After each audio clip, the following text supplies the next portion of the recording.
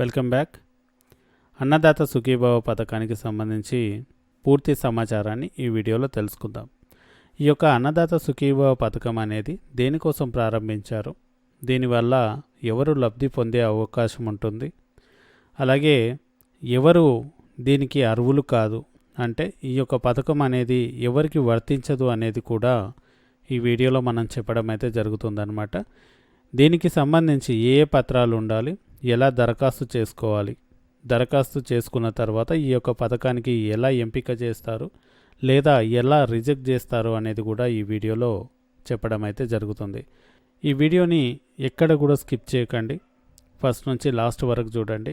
ఈ యొక్క అన్నదాత సుఖీభవ పథకానికి సంబంధించినటువంటి పూర్తి సమాచారం అయితే మీకు దొరుకుతుందన్నమాట. ఒకవేళ ఇప్పటి వరకు మన ఛానల్ని సబ్స్క్రైబ్ చేయనట్టయితే వెంటనే సబ్స్క్రైబ్ చేయండి. తెలుగు రాష్ట్రాల్లో వచ్చేటటువంటి కొత్త పథకాలకు సంబంధించినటువంటి పూర్తి సమాచారాన్ని మన ఛానల్లో అందరికన్నా ముందుగా ఇవ్వడం అయితే జరుగుతుంది. ప్రతి ఒక్కరికి కూడా అర్థమయ్యే విధంగా చెప్పడం అయితే జరుగుతుందన్నమాట. ఓకే, ఇక డీటెయిల్స్లోకి వెళ్ళినట్టయితే ఈ యొక్క అన్నదాత సుఖీభవ పథకాన్ని ఆంధ్రప్రదేశ్ ప్రభుత్వం అయితే ప్రారంభించడం అయితే జరిగింది. ఈ యొక్క పథకాన్ని రైతులకు పెట్టుబడి సాయం అందించే విధంగా రైతులకైతే ఈ యొక్క పథకాన్ని అందియడం అయితే జరుగుతుంది. ఇందులో చిన్న సన్నకారు రైతులకు ఈ యొక్క పథకాన్ని అయితే అందిస్తారు. అయితే ఒక్కొక్క రైతుకు అక్షరాల 20,000 రూపాయలను 3 దఫాలుగా ఇవ్వడం అయితే జరుగుతుంది. అది డైరెక్ట్గా రైతు యొక్క బ్యాంకు ఖాతాలోనే జమ చేయడం జరుగుతుంది అన్నమాట. అయితే ఈ యొక్క పథకానికి ఎవరెవరు అర్హులు అనేది మనం ఒకసారి చూద్దాం. ఓకే, ఈ యొక్క పథకాన్ని పొందాలనుకున్నటువంటి రైతులు ఎవరైతే ఉంటారో వాళ్ళు ఖచ్చితంగా ఆంధ్రప్రదేశ్ రాష్ట్రానికి చెందిన వాళ్ళై ఉండాలి. ఓకే, అదేవిధంగా ఈ పథకానికి అప్లికేషన్ చేసేటటువంటి రైతులు వారి యొక్క భూమి ఏదైతే ఉంటుందో అది 5 ఎకరాలకు లోపు మాత్రమే ఉండాలి. 5 ఎకరాల కంటే ఏమాత్రం ఎక్కువ ఉన్నా కూడా వాళ్ళు అనర్హులు అన్నమాట.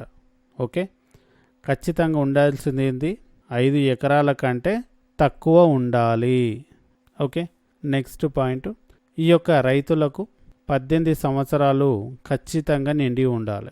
18 సంవత్సరాల లోపు వాళ్ళు కూడా దీనికి అప్లికేషన్ చేసుకుంటామంటే అది ఎట్టి పరిస్థితుల్లో రిజెక్ట్ అవ్వడం అయితే జరుగుతుందన్నమాట. వీళ్ళను రైతుగా పరిగణనలోకి తీసుకోవడం అయితే కుదరదు. అది ఒకటి.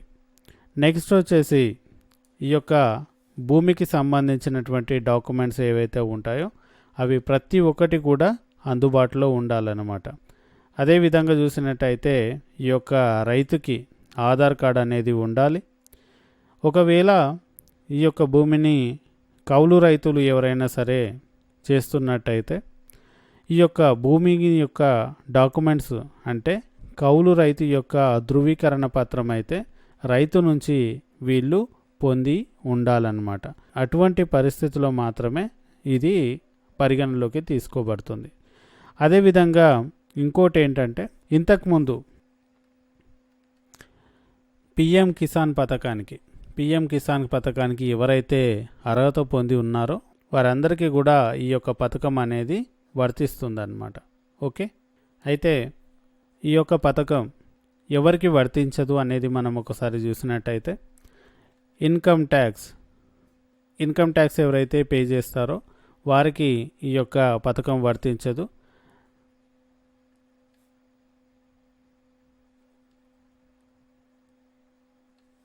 గవర్నమెంట్ ఎంప్లాయీస్, అది స్టేట్ కావచ్చు లేదంటే సెంట్రల్ కావచ్చు, ఈ రెండిటిలో ఎవ్వరికి కూడా ఈ యొక్క పథకం అనేది వర్తించదు. ప్రజాప్రతినిధులు అంటే ఎమ్మెల్యే, ఎంపీ తదితర వాటిలలో ఉన్నటువంటి ప్రజాప్రతినిధులకు ఈ యొక్క పథకం అనేది వర్తించదన్నమాట. అదేవిధంగా 10,000 రూపాయల కంటే పెన్షన్ను అధికంగా పొందేటటువంటి రైతులకు కూడా ఈ యొక్క పథకం అనేది ఎట్టి పరిస్థితుల్లో కూడా వర్తించదు. ఓకే, ఇది చాలా ఇంపార్టెంట్ అండి. ఈ పాయింట్స్ అనేది ఎవరికైతే వర్తించదు ఇది అనేది మీరు ఒకసారి గుర్తుపెట్టుకున్నట్టయితే మీకు పూర్తి సమాచారం అనేది అందుబాటులో ఉన్నట్టే అన్నమాట. అదేవిధంగా చూసినట్టయితే ఈ యొక్క పథకానికి ఏ ఏ పత్రాలు అవసరమో అనేది మనం చూస్తే మనకు ఖచ్చితంగా ఆధార్ ఉండాలి, ఆధార్ కార్డ్ అనేది ఉండాలి, ల్యాండ్ పాస్బుక్ అనేది ఉండాలి,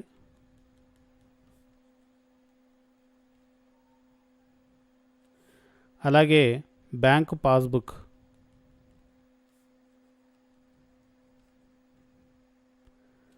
బ్యాంకు పాస్బుక్ అనేది ఖచ్చితంగా ఉండాలి. ఈ యొక్క బ్యాంకు పాస్బుక్ ఏదైతే ఉందో ఖచ్చితంగా దాంట్లో ల్యాండ్ పాస్బుక్లో ఒకే పేరు ఉండాలి. ఇది బాగా గుర్తుపెట్టుకోండి. నెక్స్ట్ వచ్చేసి మొబైల్ నంబర్. మొబైల్ నంబర్ అనేది టెంపరీ నంబర్ కానీ లేకపోతే పక్క వాళ్ళది కానీ లేదా కుటుంబీకులది కానీ అలాంటిది లేకుండా పర్మనెంట్ మొబైల్ నంబర్ ఏదైతే ఉంటుందో అది మాత్రమే ఇక్కడ మీరు ఇవ్వాల్సి ఉంటుంది అన్నమాట. అలాగే భూమి యొక్క సర్వే వివరాలు డీటెయిల్స్ ఏవైతే ఉంటాయో అవన్నీ కూడా ఈ యొక్క ల్యాండ్ పాస్బుక్లో ఉండడం జరుగుతుంది. ఆ డేటా మొత్తం మీకు అందుబాటులో ఉండాలి. అయితే నెక్స్ట్ వచ్చేసి ఫోటో అండి. ఈ ఫోటో విషయానికి వచ్చినట్టయితే ఎప్పుడైనా సరే ఫోటో అనేది లేటెస్ట్ది అయి ఉండాలి. అంతే తప్ప లేదా ఏదో పాతది ఉండే లేదంటే బ్లాక్ అండ్ వైట్ ఫోటో ఉండే మా దగ్గర అని చెప్పేసి దాన్ని తీసుకొచ్చి మాత్రం దీనికి ఎట్టి పరిస్థితిలో అటాచ్ చేయొద్దు. అంతేగాని కొంతమంది ఏం చేస్తారంటే ఆ ఫోటో ఏదైతే ఉంటుందో అది చాలా డల్గా ఉండేటటువంటి ఫోటోని తీసుకొచ్చి ఇక్కడ సబ్మిట్ చేయడం అయితే జరుగుతుంది. అటువంటి పరిస్థితుల్లో కూడా రైతును వాళ్ళు కరెక్ట్గా గుర్తించేటటువంటి అవకాశం లేదు. కాబట్టి ఈ యొక్క అప్లికేషన్ను రిజెక్ట్ చేసేటటువంటి అవకాశం కూడా ఉంటుందన్నమాట. అయితే ఫైనల్గా ఈ యొక్క ఆధార్ కావచ్చు అలాగే బ్యాంక్ పాస్బుక్ కావచ్చు ఈ రెండు కూడా లింకప్ అయ్యి ఉండాలి. ఈ రెండు కూడా లింకప్ అయి ఉంటే మాత్రమే మీ వెరిఫికేషన్ అనేది చాలా సింపుల్గా జరిగిపోతుంది. అంతేగాని ఇది కనుక మీకు లింకప్ లేదనుకోండి వెంటనే బ్యాంకుకి వెళ్ళి ఈ యొక్క లింకప్ అనేది మీరు చేసుకోండి. ఓకే, నెక్స్ట్ ఎలా దరఖాస్తు చేసుకోవాలి అనేది మనం చూసినట్టయితే ఈ యొక్క ఇంతకుముందు చెప్పినటువంటి డాక్యుమెంట్స్ ఏవైతే ఉన్నాయో వాటన్నింటినీ కూడా తీసుకెళ్ళి రైతు సేవా కేంద్రంలో సమర్పించాల్సి ఉంటుంది. అక్కడ ఉండేటటువంటి అధికారులు ఎవరైతే ఉంటారో వాళ్ళు మీ యొక్క డేటా పూర్తిగా అడిగి వాళ్ళు తీసుకోవడం అయితే జరుగుతుంది అన్నమాట. వాళ్ళకు ఉన్నటువంటి ఆన్లైన్ పోర్టల్లో వాళ్ళు అప్డేట్ చేయడం అయితే జరుగుతుంది మీ యొక్క వివరాలు. ఆ తర్వాత అవి వెరిఫికేషన్ కోసం అయితే పంపించడం అయితే జరుగుతుంది. ఆ తర్వాత మన యొక్క స్టేటస్ అంటే మనం సమర్పించినటువంటి వివరాలకు సంబంధించి అవి ఎక్కడి వరకు వెళ్ళాయి అని చెప్పేసి మనం తెలుసుకోవాలి అనుకున్నట్టయితే ఇక్కడ కనిపిస్తున్నటువంటి ఈ యొక్క వెబ్సైట్లో ఈ డేటా మొత్తం ఉంటుంది. ఇక్కడ కింద మీకు డిస్క్రిప్షన్లో ఈ యొక్క లింక్ అయితే నేను ప్రొవైడ్ చేయడం జరుగుతుంది. దీన్ని క్లిక్ చేసినట్టయితే మీకు డైరెక్ట్గా మీ మొబైల్లోనే లేదంటే మీ సిస్టంలోనే మీకు సైట్ అనేది ఓపెన్ అవుతుందన్నమాట. ఈ యొక్క వెబ్సైట్లో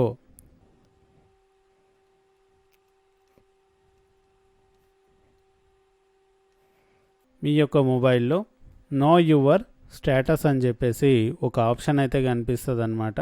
ఈ యొక్క లింక్ని క్లిక్ చేసిన తర్వాత ఈ ఆప్షన్ అయితే మీకు కనిపిస్తుంది. దీన్ని క్లిక్ చేసినట్టయితే దాంట్లో స్టేటస్కు సంబంధించి మీ ఆధార్ కావచ్చు లేదా మొబైల్ నంబర్ ఈ రెండిటిలో ఏదైనా ఒకటి ఎంటర్ చేసి కింద క్యాప్చా అనేది ఒకటి ఉంటుందండి. అంటే మీకు అక్కడ లెటర్స్ అనేది కనిపిస్తుంది. అక్కడ క్యాప్చా కోడ్ అనేది ఎంటర్ చేయండి. మీకు అక్కడ పైనే కనిపిస్తుంది, అది దాన్ని ఎంటర్ చేయండి. ఎంటర్ చేసి సబ్మిట్ చేసినట్టయితే మీ యొక్క స్టేటస్ అనేది అక్కడ డిస్ప్లే అవ్వడం జరుగుతుంది. దాంట్లో ఒకటి పెండింగ్, వెరిఫైయింగ్, నెక్స్ట్ రిజెక్ట్ కావచ్చు, అప్రూవ్ కావచ్చు. ఇక్కడ స్టేటస్లో ఈ ఆప్షన్స్ అయితే మనకు కనిపించడం జరుగుతుంది. ఇక్కడ పెండింగ్ అనేవి కనిపించినట్టయితే మీ యొక్క డేటా అనేది ఇంకా వెరిఫై అవ్వనట్టు. అదేవిధంగా వెరిఫైయింగ్ అనేది మీకు అక్కడ చూపించినట్టయితే మీ యొక్క అప్లికేషన్ని అధికారులు పరిశీలిస్తున్నట్టు అన్నమాట.